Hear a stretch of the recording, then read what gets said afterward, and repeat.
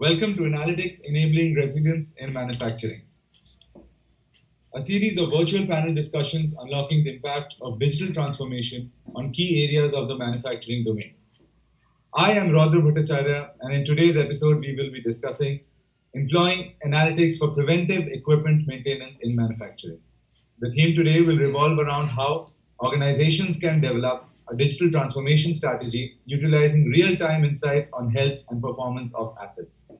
Joining me today are some esteemed thought leaders from the industry, including Mr. Samip Mutha, Vice President and Head of Digital and Innovation at RPG Group, Nabuath Ulla, Practice Head Manufacturing and IoT Analytics at SAS, Sridhar V, Director Purchase at Honda Motorcycle and Scooter India Private Limited, Peter Pugh-Jones, Head of IoT Operations, EMEA and AP at SAS, and Mr. Aashish Kshetry, Vice President, Human Resources and Information Technology at Asian Paints. A very warm welcome to all of you. Thank you for joining us today. We will begin the session with a keynote address by Mr. Khan, but this will be followed by a panel discussion where our experts will share their thoughts on today's topic. Without further ado, let's get started. I would first like to invite Mr. Khan to begin his keynote speech, but before that, I have a very quick poll for our audience to keep things interesting. Our panelists can take that poll as well. Just sharing it on the screen.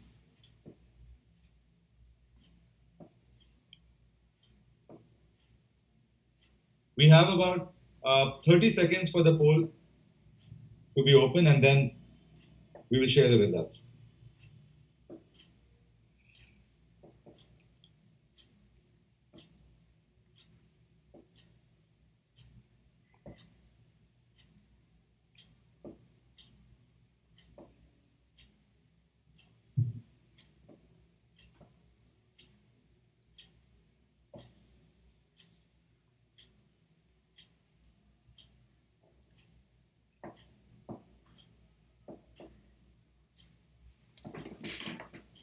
Right. Sharing the results. So we asked, do you monitor equipment across fleets of assets such as vehicles, substation transformers, and pumps in real time and receive predictive alerts that help avoid unplanned shutdowns? I think pretty even split. 60% said yes, but 38% said no. So very interesting. I think that sets the context of our discussion today. Handing it over to Mr. Nabuath Ulla for the keynote presentation. Thank you, Roudra. I've started sharing my screen. Please let me know once it's up. Perfect. Thank you very much, gentlemen, and a few of the ladies in the audience as well. So I want to go ahead and start this entire session with a big thank you, because this is our third session as of today, and we see a couple of names which have been repeating in our previous sessions, and I see a couple of resonating names and resembling names as well right now. Right? Thank you for this continued support. And the theme, I just want to put down a refresher before I can get into the crux of it. The overall theme that we were driving, or in fact we are driving at this particular stage, is to break down the larger IoT landscape into the key 5 M's of manufacturing. So when I talk about that, so IoT is a large concept. So rather than going ahead and boiling the ocean, the thought that SAS is driving is to go ahead and break this down into the particular segments. Let's say, for instance, material. When I talk about material, we are predominantly speaking about the entire supply chain realm, be it raw material or be it your finished products. Then we went ahead with concluding a session on manpower, which is purely aligned towards how do we optimize our existing resources given the unprecedented time that we are in, and how can we also leverage the real-time capability or the connectivity and the real-time data to help the organizations move much faster. Now, this is the third session where we are talking about machinery. So machinery is the third M of the 5 M concept that we are trying to drive. I'll get into a little more granular detail as we walk along this 10-15 minute stretch that I have for today. Okay? And following this machinery session, we will go ahead with the method and the measure. So these are the 5 M's that we are going ahead and breaking down the solution, whereas whenever we talk about IoT, we want to talk about these individual components rather than saying IoT can be focused only towards solving a set problem, or IoT can be used only to go ahead and give you real-time visibility in terms of be it your supply chain or be it your machinery. Right? So we want to get away with that notion, and that's the overall thought process. So having said that, so today, in fact, like I said, we've covered material and manpower. Today, we are going to go ahead and talk about machinery. Right? So when I talk about machinery, the key thought that I want to put forward, even before we get a little deeper, is this concept is not new, right? I'm just trying to set the context here. This concept is not new. Most of the people who are either on this particular call or outside of this particular call would know as to what predictive maintenance is all about. But the only caveat that I want to paint here is today I did see a list of the audiences which came in, which had varied industry participants, and in fact we have a good robust panel as well which represents various industries within the manufacturing aspect, right? So keeping that in mind, we want to ensure that we serve the need of each of these specific sectors of the industry.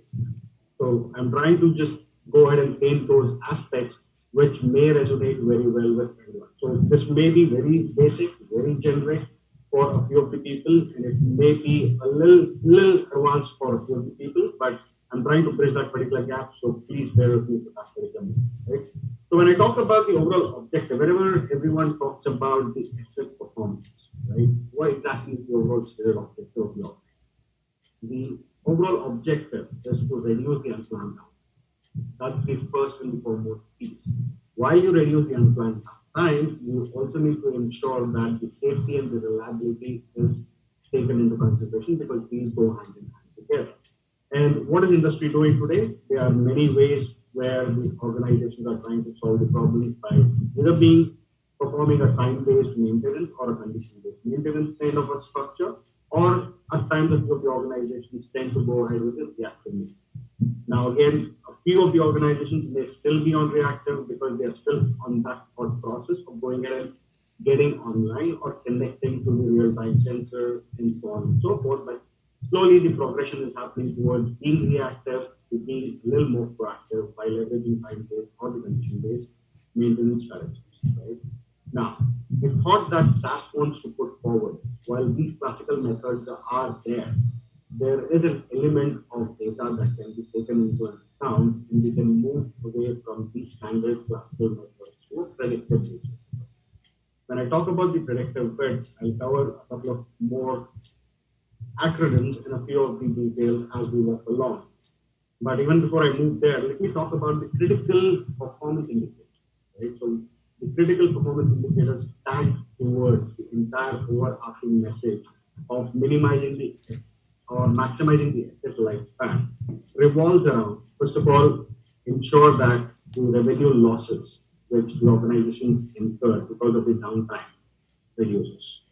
That's the critical, right? Because time is money, and money is everything for the organizations during the uncertain time that we are. Second aspect is how can we ensure that the same asset can be utilized to a larger extent or to maximum extent, or in fact increasing the overall efficiency of the existing asset. Third aspect is how do we move away from holding excess inventory of the spare parts? How can I ensure that I don't overstock the inventory by just having a lot of spares lying down there without even knowing actually when I'm going to use them to, in case of it all, there is a downtime of the machine. How can I get away with that? How can I release my blocked working capital now? And a couple of other concepts are tilting towards how can I go ahead and reduce the overall maintenance cost itself, right? When I talk about maintenance cost, I am talking predominantly about ensuring that we are collecting a lot of information today from the system. Right? There may be systems which are holding certain information which is relevant to that specific sector, and there may be information which is on the record that. When I say records, I'm talking about the notebook or a maintenance log and so on and so forth. How can we go and get all of that to drive an efficient operation process? And then lastly, how can we speed up the entire process? Right? So these are the critical aspects which generally tend to bounce off whenever we speak to our clients in the space of the asset performance or the predictive maintenance strategy. And the robust unified analytical platform is the need of the hour, right? So that's exactly what I'm building towards. Now, as we walk along, when we start speaking to our clients in various sectors, right, including a couple of oil and gas sectors, a couple of power generating sectors, a couple of manufacturing sectors, the common theme that was emerging out was the predictive analytics system that needs to be deployed needs to ensure that they the clients are able to go ahead and get real-time insights. That's the basic fundamental, right? When they are saying, when I'm investing heavily onto these predictive maintenance strategies, I need to be ensured or I need to be sure that this particular investment is going to pay me out upfront, right? In order to do that, I just do not want the visibility. I just do not want the visibility in terms of understanding what's happening with my machine. I want predictable actions or in fact predictable snippets which can let me decide as to what necessary action do I need to take at any given point in time. And then clients also spoke about going ahead and ensuring that a robust solution is put together in place which can integrate with various systems, be it the OEM products or be it anything which is built on an open source environment or be it any kind of a OT device which is sitting out there or be it a standalone sensor. The system should be able to go ahead and pull out information from all of these together. Right? So that was the other aspect. And then a couple of other additions which came in was how can they have analysis on the fly? Right? They can go ahead and look at the streaming data and just while looking at the streaming data, can they drag and drop a couple of critical variables into that data lake, or in fact, I don't want to use the data lake word very loosely, but when I try to put the other variables into the same data which is coming in, can I get visually appealing insights saying if there is any kind of anomaly or not? Right? So those are the aspects which are the requirements which we tried capturing. Now, having said that, while this is nothing new, right, and we can do this be it on readily available software like SaaS, or we can actually go ahead and build this on the open source network as well. But why SaaS? What is the key differentiator of it? That's exactly what I want to paint here, right? So when we talk about SaaS, we're talking about giving out a holistic solution. We're talking about a holistic solution which caters to the entire need of the analytical. When we talk about analytical life cycle, it is predominantly spinning towards data, discovery, and deployment. So there is an acronym called as 3D, which we generally use within the organization, where we talk about connecting to the data systems, gathering the data, massaging the data, refining the data, ensuring that the data is capable of going ahead and giving you insights on the discovery mode, and then go down to the next level of building out your complex algorithms, and then go ahead and deploy it. In addition to that, if the organization has already done investments into building open source models, can I get all of those models into the SaaS environment and can I monitor the performance of those? Can I govern the performance of those to ensure that the investment that has already gone into the open source network does not get to waste? Right? So those are the aspects which SaaS brings on the table, which gives you the free hand of going ahead and playing around with the entire structure. Now, switching gears, now we'll quickly take a look at the key themes again when I talk about the SaaS predictive analytics system. Right? It spins around the data discovery and the deployment bit, which I spoke about in a while ago. And then again, we have three key emerging aspects: improving process performance, reducing the maintenance cost, and increasing the effective utilization. Right? So these are the three predominant pillars that are tagged and targeted towards the overall solution base, where we talk about going ahead and eradicating or in fact giving the real-time visibility of the health of the equipment, in addition to going ahead and working towards doing a quick root cause analysis, which can ultimately lead into either your cost savings or efficiency improvement of your processes or improvising the overall asset health. Right? So those are the quick glimpse and the snippets again on that. And how do we do that, right? So again, this is the aspect where I just want to quickly paint out as to The couple of themes that I spoke about earlier, where we are able to go ahead and pull out the information from any given custodian, any kind of maintenance data that we hold in any source, shape, and form, any kind of asset data that is available, including any sources of external data that needs to be streamed in or crawled through if needed. Right? So we can pull out all of that. We get into our staging area where once the data comes in together, we go ahead and start massaging the data. Right? After we massage the data, we go ahead with the data exploration, and then we talk about giving insights to the management and then working towards passing on the information to the engineers who are on the floor versus whoever needs to know as to what exactly is happening with the machine at this particular point in time. You need not go ahead and sit out on a control tower of constantly watching as to what's exactly happening, what's beeping in, what's beeping out. Right? So it goes away from that particular structure to going ahead and having real-time alerts coming into your handy devices, like say your mobiles or your tablets and so on and so forth. Right? And in addition to that, I spoke about the integration with open source, even that can be taken into consideration of building a predictive model and comparing the overall structure of the predictive model in addition to going ahead and having a parallel line set up for the SaaS program or the SaaS model as well. Right? So those are the answers.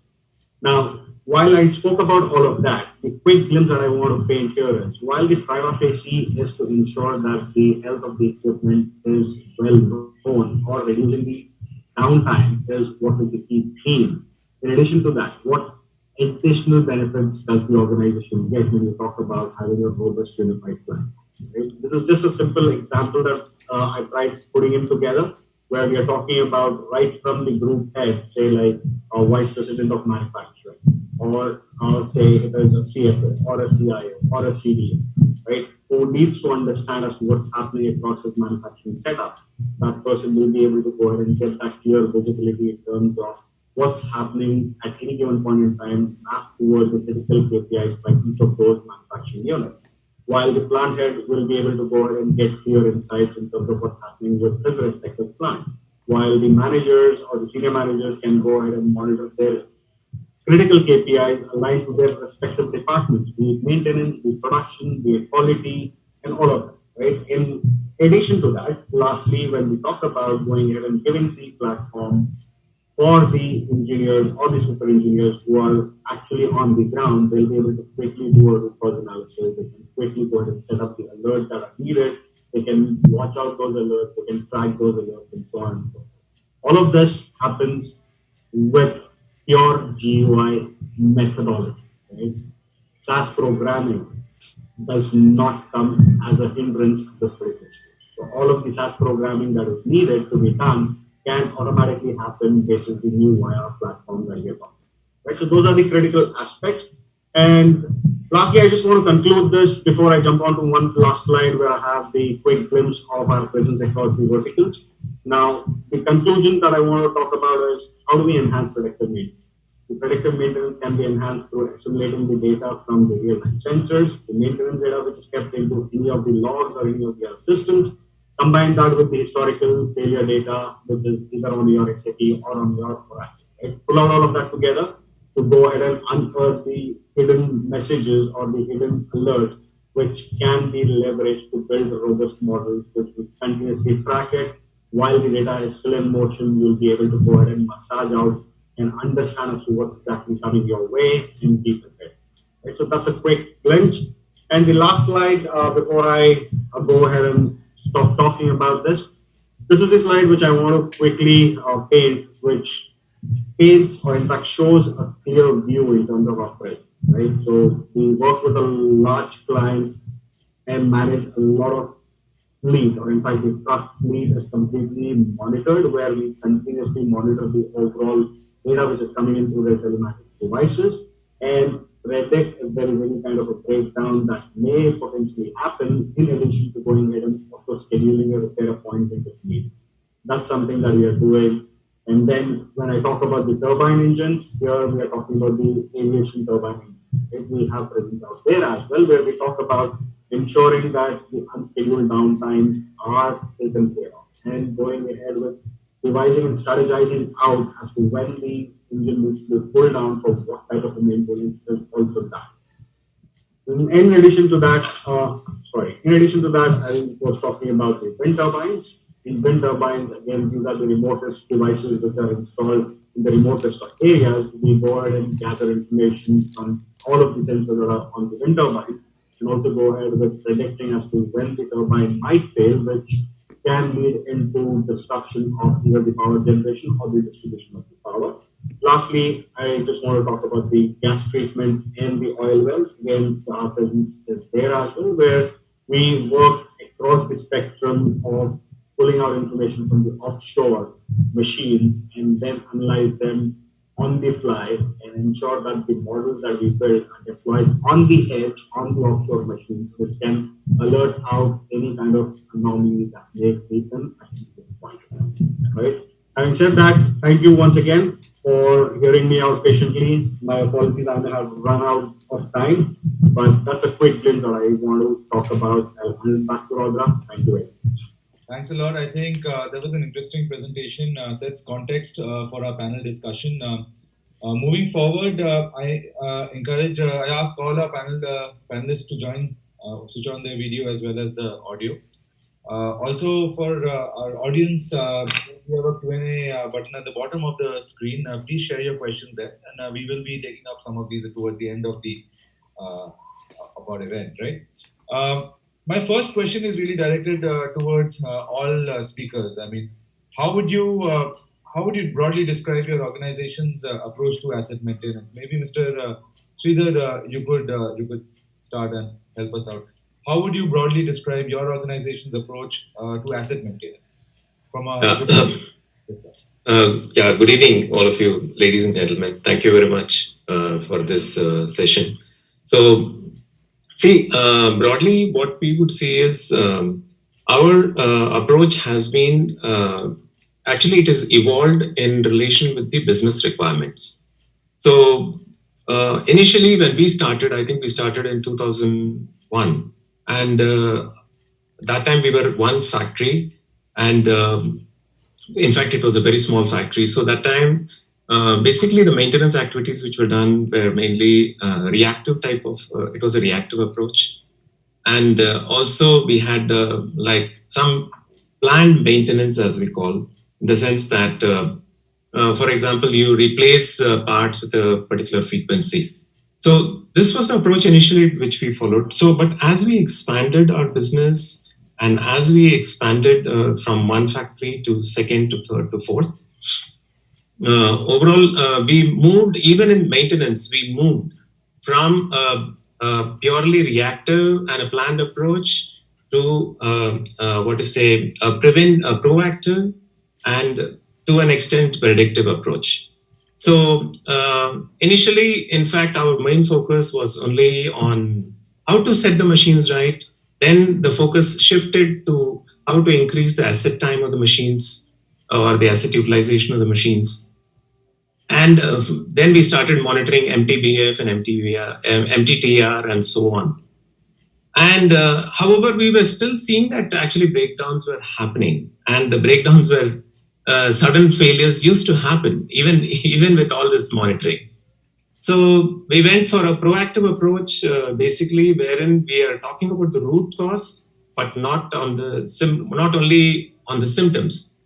So after that, once we finished, we evolved over a period of time. Maybe we could not get. We were doing real-time monitoring of assets, but even real-time monitoring of assets does not really it only helps you to highlight, okay, there is going to be a problem. But how do we go to the next stage after that? So actually that involved huge amount of investments, actually. So we went to, first we started with the predictive maintenance, we got 4 levels. The first level is just visual inspection. The second level, as we call, is instrument inspection. For example, you have an instrument which actually measures and then gives you a value, but the judgment is again manual. Okay. Then the third time is what we call as real-time monitoring. As the machines are running, you are getting data, but the decision, so you get the data, you collect the data in a particular place, and then afterwards, but the decisions are still taken by human beings. The last stage in predictive maintenance is what we call as using predictive analytics, artificial intelligence, as well as Internet of Things. You gather all this data, make your own make algorithms, and based on the algorithms, determine next preventive. So currently, we can say that we are in level 3 now. We are not in level 4. So maybe even in level 3, in one of the factories, we have really implemented a smart intelligence software wherein we are able to get all the data. We have been able to get good benefits in terms of OEE as well as asset utilization. So this maybe this in short is how our organizations have approached maintenance. Interesting. So on the panel today, I think you represent the manufacturing side of the story. So that's interesting. I mean, Mr. Kshetry, maybe if you could add your perspective here, how would you broadly describe your organization's approach to asset maintenance? So it will be very similar to what Sridhar mentioned, right? So you have assets which have grown over years. You have plants which are old generation and then new generation. It's a combination of practices as well as the tools that you have to enable all of this. But just taking on areas. So obviously you moved from preventive, ensuring that you don't have too many downtimes to improving MTTBR, MTBR, MTTF, things like that. But I would say in the newer age plants where there is a lot more automation, right? That's where really the power of analytics is something that we really looked at very differently. So it's no more about downtimes, but it's about when you're operating at 90-95% throughput capacities, then it is really about getting real juice out of the data that is thrown from these automated machines, which can really leverage the throughput efficiencies, right? I mean, it's like saying that a valve is supposed to operate and close in 30 seconds. If it moves on to 32, you start losing throughput efficiency at the plant level, right? So, how do you then start reacting to it? Nothing's going wrong with it. Maybe it is still not an indication of failure, right? And that's the conventional way of looking at maintenance. And you look at downtimes and replacement. But here you really start talking about how you are going to improve the throughput and efficiency and not let that fall down. So I think that's been the evolution, right? Of practices and tools, which some of these elements which we have really leveraged in the last, I would say 3 to 4 years. Interesting. And a lot of the plants which are in the older generation, are you sort of modernizing them, digitizing them as well to leverage these benefits that you're talking about? Yeah, you're right. I think it starts from from a manufacturing side.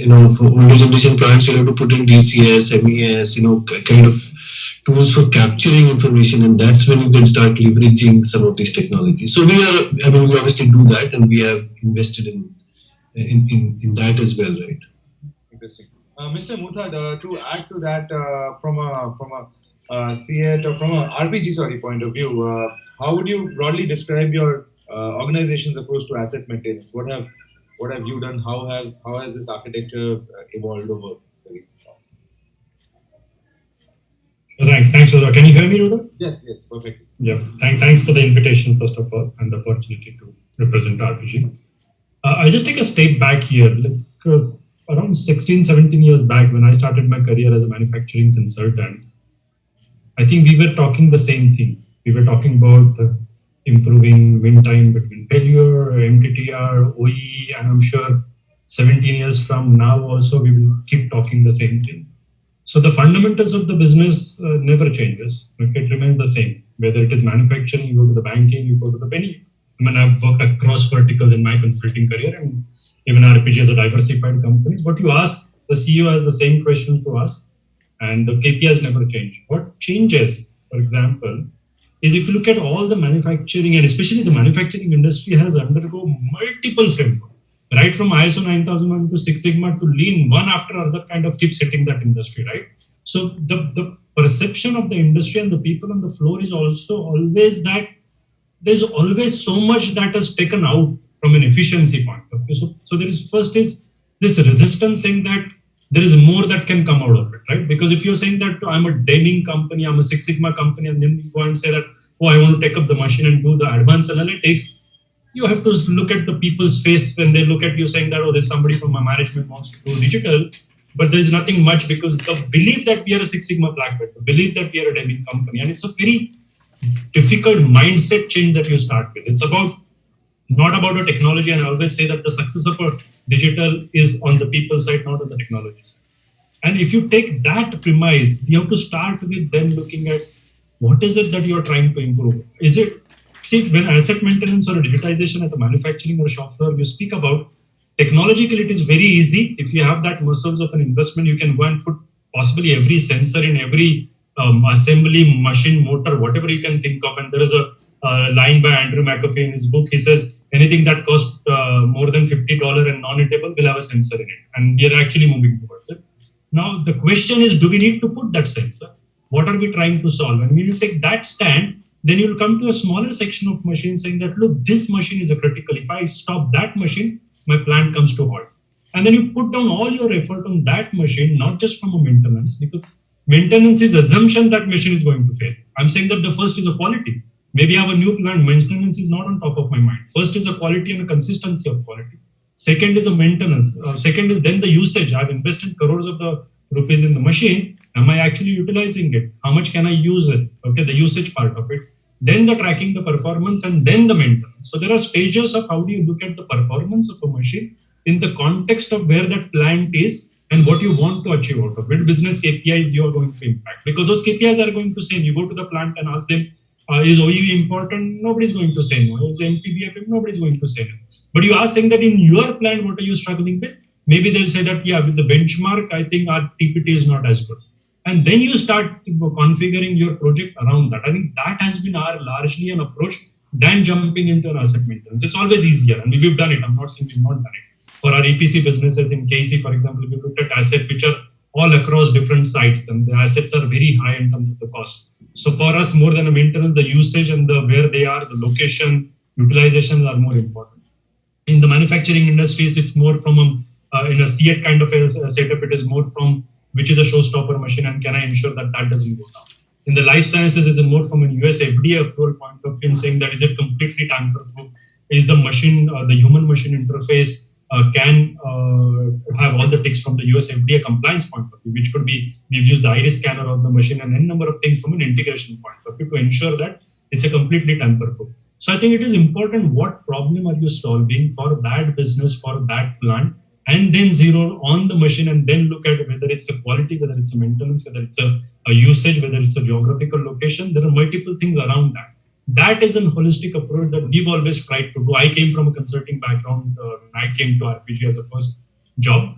So we never had a digital strategy. I always believe business has a strategy. You take the... I think we can see the consultant thought process here very, very clearly charted out. I mean, you've actually added new elements to this discussion. I wanted to, continuing on with you on this. COVID-19 has clearly accelerated the need for digitization of machinery, digitizing the process of maintenance of machinery, right? And you did say that quality, and there are other things that you also focus on. How do you think that this pandemic has been an eye-opener for organizations for RPG, right? I mean, you have several businesses. You do serve a role which is looking at all of these businesses. So. What would your thoughts be? See, again, if you look at when the pandemic in the month of March hit us, I think everybody thought that, I think it's by July, the first report said by July, the lockdown is going to end in India. It said by July to September, then later on, now it's November, December, we're saying the next maybe Jan, Feb. So I think nobody knew exactly how long this is going to go. And the first and the biggest problem every business was struggling was the continuity of a business. Like, how much can I continue and how soon can I continue? And when I come back, with what force can I come back? And now if you look at the first quarter after the March was a complete washout for every business. Okay, almost. Okay. Even if you were manufacturing, possibly you are not selling, inventory was not moving. So from a cash flow point of view, it was a washout. Now, if you look at from a business point of view, while yes, COVID has put the focus on the digital, but understood the COVID has put the focus in the business from two angles. One is the ability to monitor the risk and predict the risk. Now, the risk can be from the aspect like COVID, or it could be something else, but just how much are you on top of your business from a continuity point of view and a risk point of view. So that lens then gave rise to the focus on digital, saying that how business continuity can come with the issues and the constraints like COVID. Now, from a manufacturing in today's topic point of view, if you look at everybody's motive was to do in 9 months what you would have otherwise done in 12 months. As simple as that, right? You still have, if it's a listed company, you still have numbers to meet, you still have stock market to go and answer. So what you want to do is that about the first quarter is washed out, you want to do as much you can in the balance 9 months and see if you can still meet your 12 months target. That is a simple mindset that every CEO and CFO have. Now, when you wear that mindset, you cannot afford downtime. You cannot afford a shortage of people as a reason, and hence wants to look at possible ways beyond people. So fundamentally, India as a country, we've never looked at digital. At least when I started my journey back and I visited Germany just to look at Industry 4.0 factory, we came back saying that that's not going to be applicable in India. For us, it is enabling people. But in the COVID, that lens is a little bit changed, saying that it's not about replacing people still, but it is about continuing business in the absence of people or people traveling to places. Now, with that lens, everything changes. Then you want to look at an automation, then you want to look at predictive maintenance, because you can't afford to lose even 1 hour of a downtime. So the focus is still continuity of a business and minimizing the risk, and whatever it unfolds back into. And of course, then it unfolds back into the focus on automation, focus on productivity, analytics. But while it sounds very straight and simple, on the ground reality is not different. You go to the manufacturing plant, any plant, and I can say I think we are one of the oldest setups across our companies. The typical advanced analytics will demand the data. And in manufacturing sector, data resides, of course the data is there, but it is in the logbook. And you open those logbook, half the handwriting you cannot make out. So if you have to convert that into analytic, your 50% quality is gone, right? So you suddenly your advanced analytics dream is 50% cut down because you don't have the data which is right. The second you're saying that now let's start capturing the data which we don't have, it means you have to wait for 3 months for the data to build up.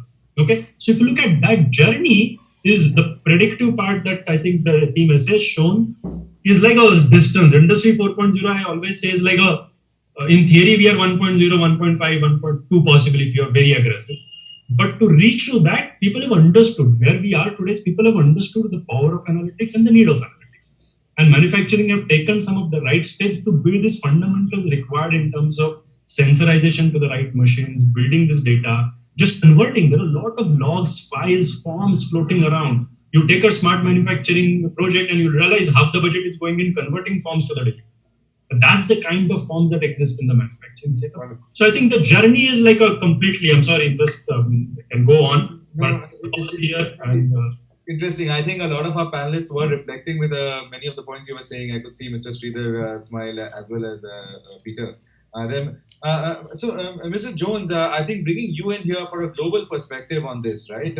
And I will want to also bring in Mr. Sridhar after this, but from a global perspective, how has this the COVID, the pandemic, sort of accelerated the need for digitization in the maintenance of machinery? What have you seen globally happening across companies? Yeah, thanks. Yes, I was smiling. Can you hear me okay? Yeah. Yes, I can hear you. By the way, Europe is still in a very difficult situation. It's not as yes, we're currently in lockdown here in the UK, or in England, I should say specifically. But we should be apparently coming out of that within the next week.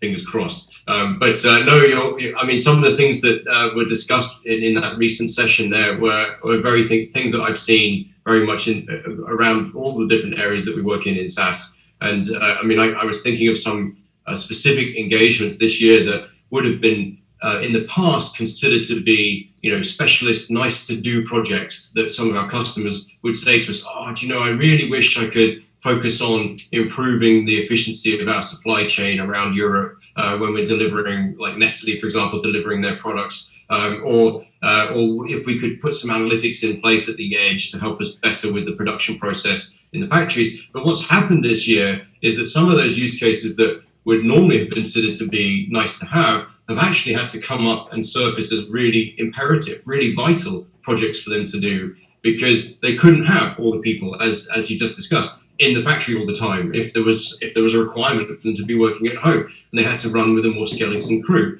Or in the case of the supply chain challenge that we had with Nestle, they needed to figure out how they were going to get all their products across all the different borders of Europe when all the different European countries were in different stages of different types of lockdowns with different requirements. And these were big problems that they had to solve very rapidly. And it was really, really good for us to sort of work with those customers to help them figure out how they could implement some, I would say, light touch automation with analytics without really changing everything drastically, but enough to be able to support the kinds of situations they were facing with COVID this year.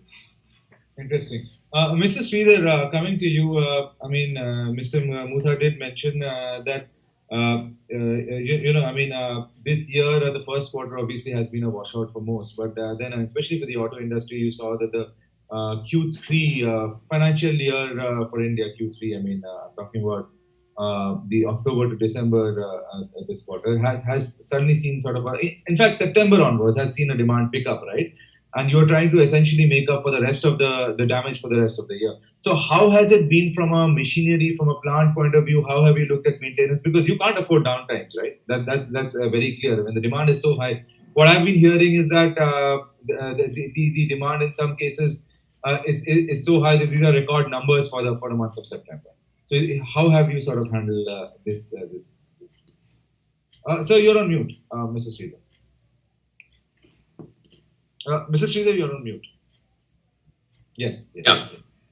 So, actually, this pandemic has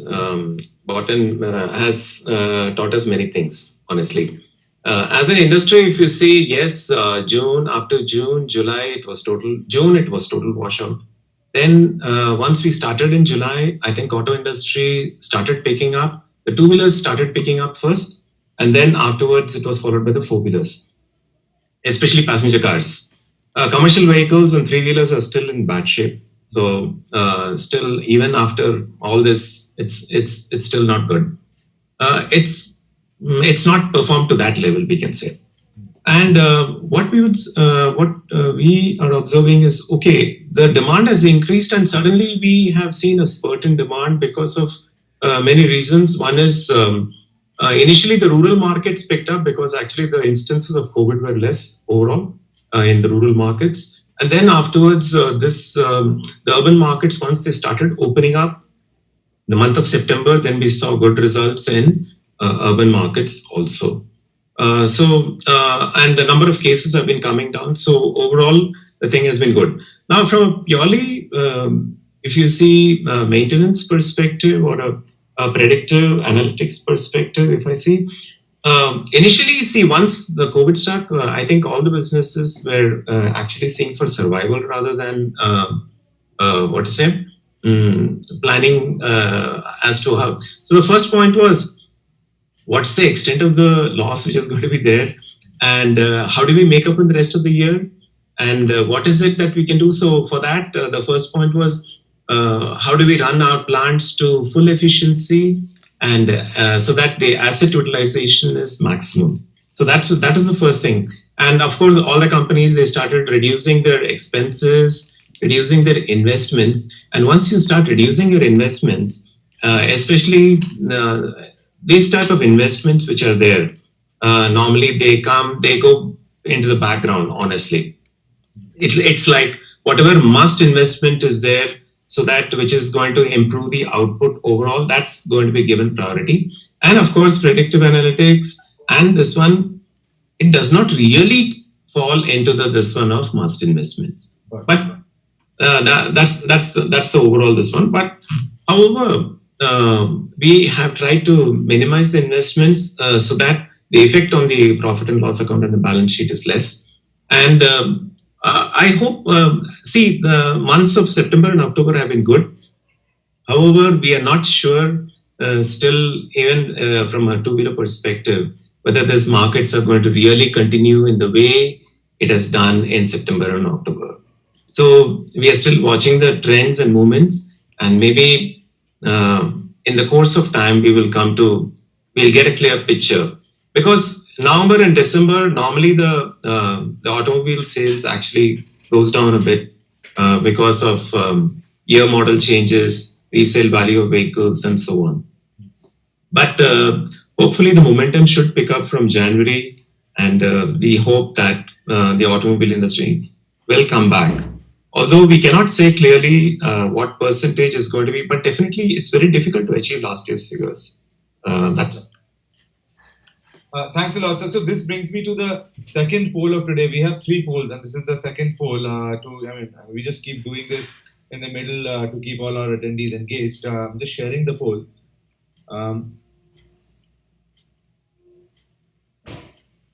Yeah, and our panelists can vote as well, right?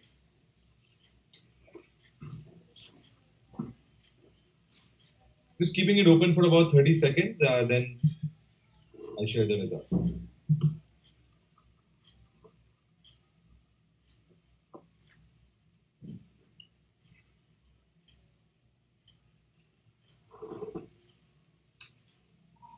May I ask Sridhar a question around the automotive side of things? When, if you don't mind, when the automotive industry comes back, as you were discussing, a lot of the things to do with environment are quite high in people's priorities nowadays. Are you seeing you're going to come back? Do you think it's going to come back as it was before, or do you think the emphasis will be much more on environmental vehicles and hybrids and things like this? And I mean, for example, in the UK. This week, they just announced that they won't be able to sell new petrol or diesel cars now from 2030, for example. Just out of interest, what's your view on that? Sorry to ask the question. Yeah, actually, I think India is also moving towards electrification of vehicles. Mm-hmm. And also, if we see the Government of India policy, the first thing is, Government of India has got 2 main concerns. One is how do we reduce the oil import bill? That's one. And the second point is how do we reduce air pollution, which is there predominantly in most of the major metro cities. And in line with this, I think the plan which has been made is, first thing is government is thinking of using to reduce the oil import bill. One is use of ethanol and methanol in gasoline. So currently we are having E5 level of ethanol, which is 5%. Somewhere approximately 6% is what is the ethanol content now in gasoline. So the government has got a plan to make ethanol up to 20% in gasoline up to 2030. So that's the plan which is there. Along with that, government is also discussing regarding hybrids. We've got many types of hybrids, plug-in hybrids, and so battery-operated vehicles and so on. So, and of course, a full EV. So I think these are in various stages of discussion within the government and along with the automobile industry. And we are trying our best actually to because not only this, there are other regulations which have come. In fact, BS6 which has come. If you see the two-wheelers, in fact, they are the most fuel efficient in the world. If you see, Indian two-wheelers are the most fuel efficient in the world in terms of the emission norms which are there. Now, so India is also moving towards a tighter regime. In fact, BS6 is equivalent to Euro 5, which has been just introduced in Europe. So I think Euro 5 for motorcycles and Euro 6 for cars. So I think we are at par on the global level, if you see. But there is a roadmap which is being drafted with various ministries, and also Niti Aayog is also involved in this discussion. So that overall a comprehensive roadmap is being prepared as to how we will evolve, how the auto industry will actually evolve in the future. Thank you. Sorry, I hijacked your questions. No problem. I'm a bit of a petro head, so I love discussing about cars and automobiles. Anyway, getting back to our discussion, I shared a poll. My question was, what kind of approach do your asset management programs include? We had 3 options. 50% said predictive approach, and then we have a 30% so 50% said predictive, 30% said preventive, and 20% said corrective approach. I think it's good that we are getting towards a place where predictive analytics is playing a larger role. My next question, just a moment, I'll just remove the. Sorry, I just realized you could see the poll results. Here they are. 50% predictive approach. We can see it. Okay, moving to the next question, and this one is for Mr. Kshetry. Predictive analytics have been termed a game changer for manufacturing, right? And in your opinion, what are the fundamental benefits it can provide to an organization? And you already spoke about your newer plants where you're using predictive analytics. So what are the game changers? What are the fundamental benefits that it can provide to an organization? Mr. Kshetry, you're on mute, sir. Yeah, I'm just getting it. Your screen is still showing up on that thing, right? You may want to close that. Okay, so yeah, that's fine, right? So yeah, so as I was mentioning earlier, right? Obviously the new age plants, the real game changer is about moving away from the maintenance and breakdown philosophy to really improving the efficiency and throughput. I think in a very automated, connected factory or in a manufacturing unit, I think the element of ensuring that you are operating, we talked about OE, as being the big driver, and that becomes more and more important, right? And trying to ensure that the various connected systems really work at the throughput and at the desired operating levels at which they are. There's a big difference in the cost structure of a plant which operates at maybe 90-95% throughput to a capacity utilization which is at 60 or 65%. So trying to ensure that and downtime or maintenance is not the only window that or reason why that comes down, right? A lot of it is about the operating levels at which some of these automated systems really work. You could have not just the machines, you could have storage solutions, you could have cranes, you could have material movement equipment which really orchestrate the flow of things inside the shop floor. And I'm sure in an auto industry, Mr. Sridhar will know the speed of the conveyor will determine how everything around it works, and that really gives you the efficiency. So how does that work? And obviously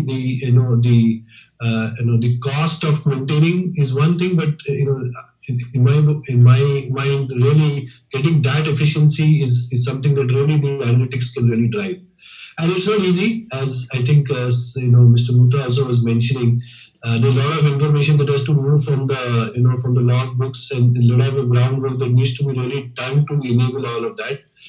But having done that, I think the benefits that you also need people with skills to interpret this data, draw correlations. That's not a very easy science, right? And having developed dashboards and things like that, it is really the insight that one needs to do, right? And one of the things that we have been driving is to run something called an insight-driven organization, and turn it away from just the analytics to how do you drive insights from these analysis, right? So training people, equipping them with the understanding of the analytics and how that can be really leveraged is I think the real game changer. It's not about just an exception report or a dashboard which is telling you something is wrong, but if you really dig a level deeper, it's that insight that will really determine that, and that's not a very easy science. It does require skilling. It does require maybe some skill sets. In some cases, we have also structured teams, where we have a data engineer as well as a analyst who works along with the manufacturing team, is embedded as part of the manufacturing team. He's not somebody from outside who's coming and consulting and looking at 4 data points and then saying, here's what's wrong, right? So developing the skill within the team that is actually working, and as I think some other members mentioned in the beginning about Six Sigma and various techniques, I think that's the order of today. How do you develop that skill to get that insight using this data, right? Is I think the big game changer for us. Wonderful. Mr. Kshetry, I would stay on to you for my next question, and then maybe ask Nabuath, Mr. Khan to add to that. Across the Manufacturing sector, the question most stakeholders have asked themselves is regarding digitization is probably been where to begin, right? When it comes to machine maintenance, what should organizations prioritize before selecting the right tools for a pilot? How do you begin with the question? Going back, I mean, it depends in the, as I said, where does your asset base really lie? If they're really old assets, then maybe you need to put in certain layer of technology to be able to, get data out of those assets. Now, yeah, there are a lot of vendors who provide that in terms of, machines and equipments, but I think that would be fundamental, right? Because if you have to really leverage the, the any layer above that in the analytics stream, the data really has to flow from the machines, right? No point transcribing something from a logbook into a data entry system. That is not going to work. I think so. The real starting point should be in investments that will really pull out this data from the machines and provide it to the analytics engines, right? I think that's the one fundamental investment that you really need to start with. Maybe I mean, it's a very normal thing. You would look at areas where the investments are lesser, where you could make a good use case and maybe, show the power, something that has been take up a challenge. Maybe in some cases, we actually took up a challenge and said that, this machine has a cycle time of 4 hours. Can we use the power of analytics and see how it can be, come down to 3.5 hours, right? And I'm not just talking about one machine, but, a throughput that's there. So looking at some of these use cases and deploying investments over there, I think is a good starting point, right? Obviously, if you have something that is already in place, you have a new age factory with a lot of the equipments already throwing up data through sensors, etc. I think there it's far more easier to build a use case for the analytics layer above that. It gets tougher when your assets are a bit older. Interesting. Mr. Khan, you want to add to that? Where to begin for companies which are more earlier into this journey? Very interesting thoughts.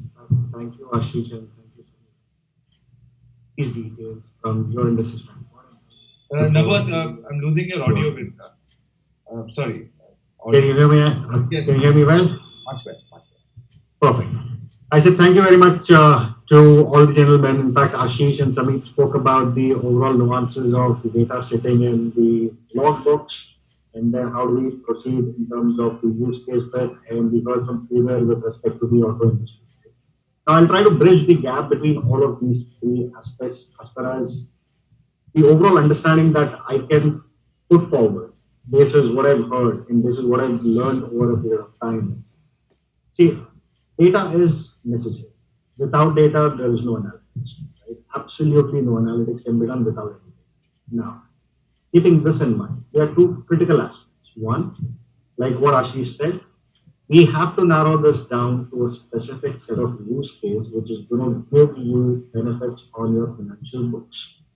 Unless and until it is not giving you a ROI, there is no point going ahead and blowing out money on digitizing or in fact going ahead and getting all the machines on.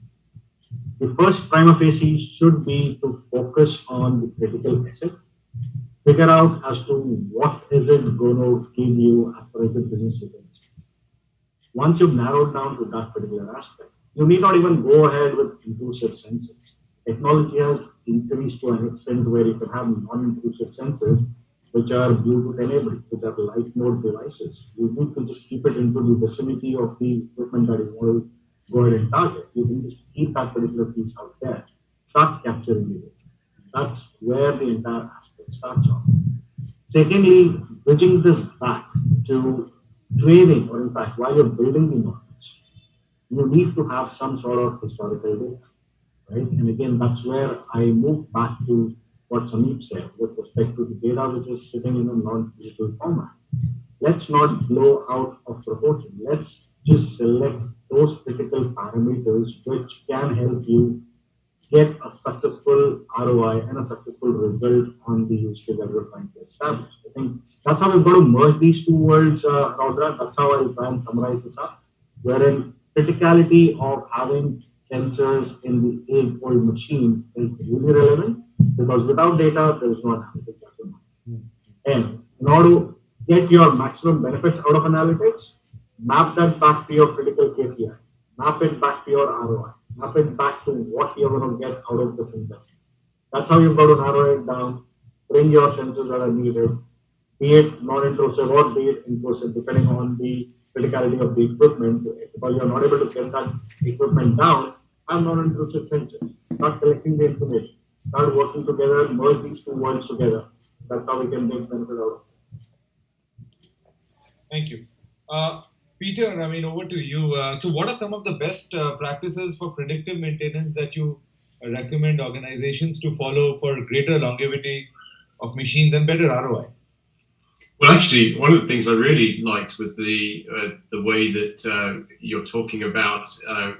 One of your panelists was talking about embedding analytics expertise into the team working on the shop floor. I think that's a terrific idea because it's very hard to be in a back office environment, isolated away from where the data is generated and the people that work on the equipment every day, and really understand what's important in terms of the metrics they're looking at and the slicing and dicing they're doing. So I think that's a terrific thing. Immersing somebody with the analytics capability in the actual working shop floor team, if you like, would be a really beneficial thing to do if you can do it. But what I've seen most people do is, and certainly over the last year in particular, they've really done exactly what everybody on the panel has been saying, which is focus on what's the outcome, right? What is the benefit I'm trying to get? And then work your way back from that benefit to the particular pieces of equipment or machinery that can be on the critical path for the outcome that you want to achieve. And then having done that, focus on what it is that's really important. There's loads of metrics that can come out of those devices, but there are just going to be a key set of parameters that are going to help drive better, either better performance or better outcomes for you from a revenue saving perspective. And I think that's the key thing that I've noticed the most this last year. In fact, I would say that the COVID year that we've had has helped people do that better because they've been able to focus more on really important areas of critical performance. The only other thing I would say is, as Nabuath was talking about, one of the things that people often think about is, yes, I need to build all my analytics. I need to collect all the data and then do the analytics. And you do need to start with that. You need to sample the data over a period of time, collect a decent amount of it, and then build some baseline analytics. But of course, what a lot of our customers are now experimenting with is saying, well, okay, let's take those models, put that model much nearer to where the data is generated. Because what I could do is then put in place other modeling techniques that could be learning at the edge new things about that data as it changes over time, and perhaps create more efficient models. And there are companies I'm working with right now that are looking to use that machine learning process much closer to where the data is generated, because in the end, you can't download it all, right? You can't keep all the data and then analyze it. And that's something that we've learned a lot this recent years. I think there was a stat I saw recently in one of it's a long way off, so none of us will be here when this happens, but in something like, I think it was 250 years time, there will be more energy expended on keeping all the data that we generate than we actually use energy-wise across the globe now. Okay? So that's something we can't sustain, right? So we have to find smarter ways of working with that data. I think one of the biggest challenges is going to become, what is the data to keep and what data to sort of ignore in a very active way, right? Because that's one of the biggest challenges. You're sort of generating reams of data. How much is the right one? Mr. Sridhar, just asking you to sort of add into this, what are some of the best practices for predictive maintenance that you recommend organizations to follow for greater longevity of machinery? I think this is something very important from even a manufacturing or a Honda point of view, right? Yeah, that's right. See, I think one of the most important things what we see is, does every company have a maintenance strategy, first of all? And how this maintenance strategy is actually linked to the business strategy of the company? Because most of the companies don't have a maintenance strategy. And if you don't have a maintenance strategy, then maintenance, the general opinion is like maintenance is like a necessary evil in many companies. This is a general this one.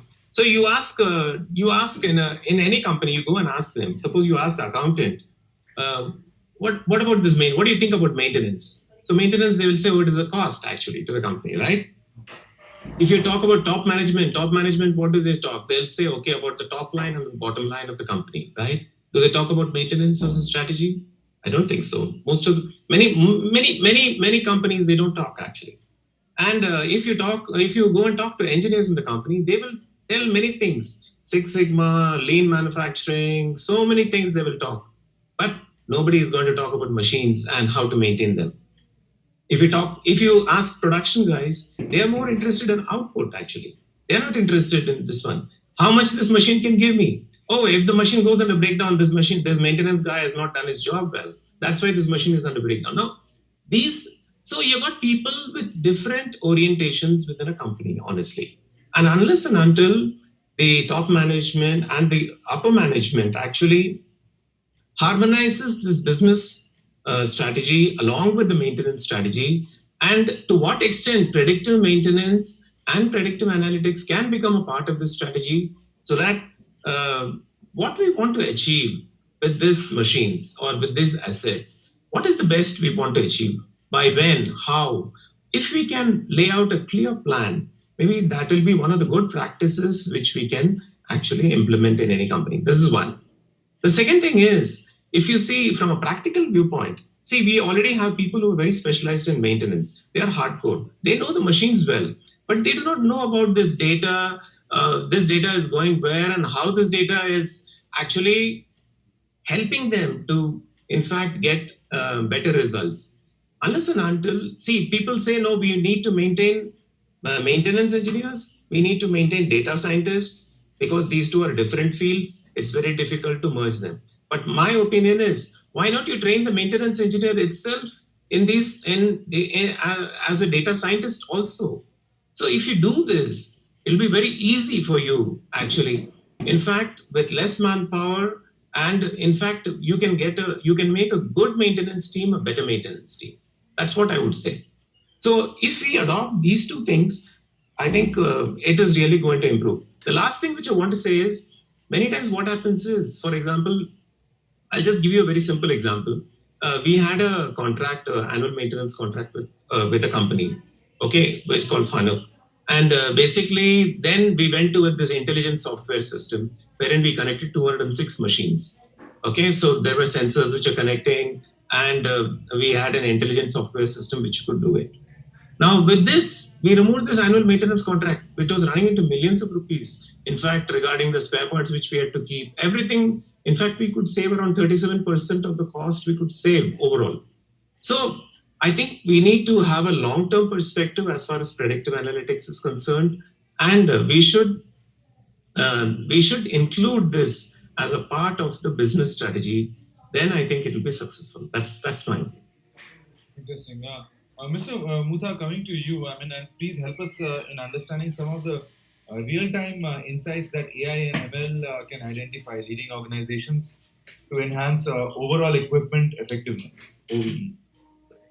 Yeah, just take from an AI ML point of view, if you look at in the manufacturing setup, typically, manufacturing industry is perhaps the most analog industry by nature, okay, because everything is touch and feel. Unless you see it, you don't believe it in manufacturing. Unlike many other industries where intangibility is still given. So when it comes to AI ML, it is like actually you're bringing a black box to the floor, saying, look, this is a black box which will churn out something which is going to be very shiny and useful for the youth. So I think for AI ML, the way that we had approached is, you've again looked at, and I'll possibly just make this point through one example which will bring it to life, is in our gas manufacturing unit, there was one testing station, okay, which has this gas meter, which is a product Rechem manufactures this gas meter. And gas meter, the testing is it has to be so foolproof because it goes inside the house and the gas cannot be leaked. It has got 50-55 components. The tolerances are extremely high. You cannot have any slippage, leakage anywhere. Now, it is one of the most meticulous job and has been done manually for years, because you pass through the air, you of course can't pass the gas, so you pass the air through while the testing. And when you actually test it, what happens is the reading of the meter goes to 4 or 5, and you can't ship that product out, because when The product comes at your home, it has to be 0, 0, 0. We call it the perfect zero, right? But over a period of time, you've understood and you've started living with, say, 4, 5, it happens because it's manually, you can't promise. But if it goes beyond certain digit, then it kind of gets rejected. And because it's a mechanical indexing, you have to actually open it and you can't rewind it, right? Because it's not a digital. And once you open any product in the gas meter, it means the entire testing of all 52 full cycle. It means a huge loss of work. So we said that, look, this is the best use case where we can actually do. We actually started with an image analytics solution. We actually put in the cameras on our testing station, the 24 working station manned by 12 people.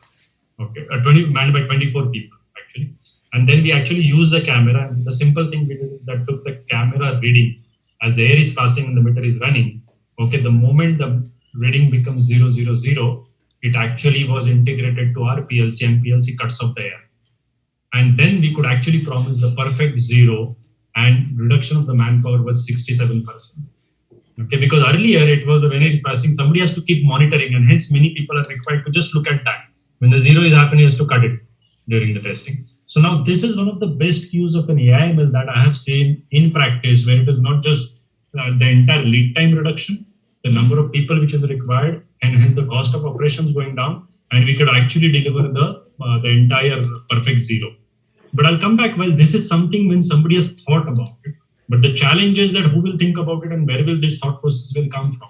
And that is where you need to take the entire quotient to the next level. And it means, and what we've done literally is that to our top management, some of them, we've actually took them through some of these analytics session to appreciate the difference between traditional analytics, whether it was Six Sigma or whichever form of analytics, to this black box, which is called as an AI. One is to understand, and I always say that we are all born digital, we are all born analog, right? None of us is born digital. So we have to learn digital and we have to make an attempt to learn digital. So we actually took our management through the AI/ML session to make them understand and appreciate. And then you create these use cases, which are the success. So it's in manufacturing, it is extremely important that you create success and showcase the success. No matter how much you talk and how much in theory, you show me. You do one machine, you show me the success, and trust me, the people will embrace like no other industry. Because you are making that intangible to a tangible, then everybody will live. Six Sigma, when I started my career, was one of the most premium manufacturing consulting jobs. Today you go on the shop floor and the supervisor will teach you a Six Sigma. It took 15 years, perhaps for digital it will take you 3 to 5 years, not 15 years. But that journey is an important. One is that take that awareness quotient to the next level and then identify these use cases and celebrate that success. If you can celebrate that success, the people in the manufacturing will embrace like anything. Very, very interesting. And I think one of the most important takeaways is that it has to be driven from the top. I mean, if your top management buys into this, the fact that you've been able to showcase to them that the effectiveness of AI and ML and how this black box works. While it is important, Roudra, just to make last point, while it is important top down, and today nobody at the top can say no to digital. That's where the industry and the globally we preach, right? Nobody can say no to digital. The real success will the bottoms up movement. When the people at the shop floor will start embracing and they will start talking the language of, sir, meko yahan pe sensor dalna hai because I don't know, this is gut feeling, but if sensor can give me this real-time information, it will help me analyze. That's where the movement and the digital transformation will happen. Manufacturing GDP 25% will not happen unless the productivity at the bottoms up goes to the next level. Every nation will go to the next level when the productivity goes to the next level. Very interesting. In manufacturing would be a key lever to take that productivity to the next level. Very interesting. To the maintenance and the machine point of view. Right. I mean, enabling people at the shop floor to think digital in that sense is good. And this also ties up to what Peter mentioned, right? I mean, having people who understand analytics right at the shop floor is going to make it far more effective than people sitting somewhere else in another room, right? Because they're really dealing with it every day. My next question is for Mr. Kshetry, and this is my second last question. I know that we are, in terms of time, we are at the edge. There are certain myths that are associated with the predictive maintenance of machinery, right? An example being that predictive maintenance is easier. Preventive maintenance is easier than predictive maintenance. Now, can you give us an example of a myth that you've been able to debunk through any trial and error in your organization? Yeah, I mean, in preventive maintenance, a lot of it is maybe time-based, right? And one of the things that happened in our plants, is that obviously equipment will run differently based on where it is in the in the design, and also it depends on the the raw material. So, for example, just to amplify that, we have pipelines, and you have valves which are there, and then you have powder conveying systems, and different raw materials will go through different usage patterns, right? But the maintenance philosophy, if it is only time based, then you open up and you maintain everything at the same fixed frequency. So one of the things that obviously we did very early on was to get this data and actually how many times that valve is opening, and how fast do I then need to maintain it, right? Even if it is a frequency based, right? And that's what a simple predictive kind of thing helped us. It's not really predictive in that sense, but it really defines the way in which the usage will, so you don't actually go and maintain a lot of other valves which, would not have reached that capacity because there were far lesser opening and closings in that path, right? So this is just an example of, some of the things that, we would have, done, and then you apply it to the entire plant. So just an example of how, some of these myths that you then start breaking down, and then say, you don't really need to have a 5-day maintenance shutdown, right? But, you obviously need to then maintain it basis when it's reached that level, and maybe look at that for a much smaller window.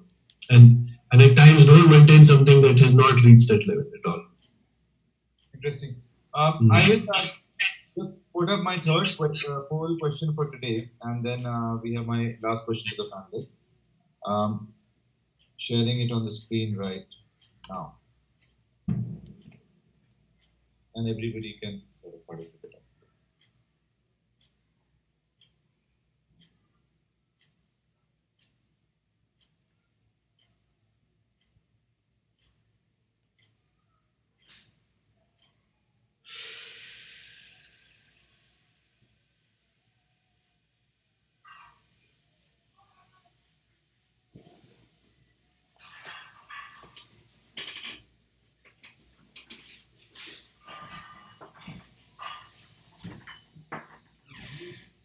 Yes, 35 seconds, ending the poll now.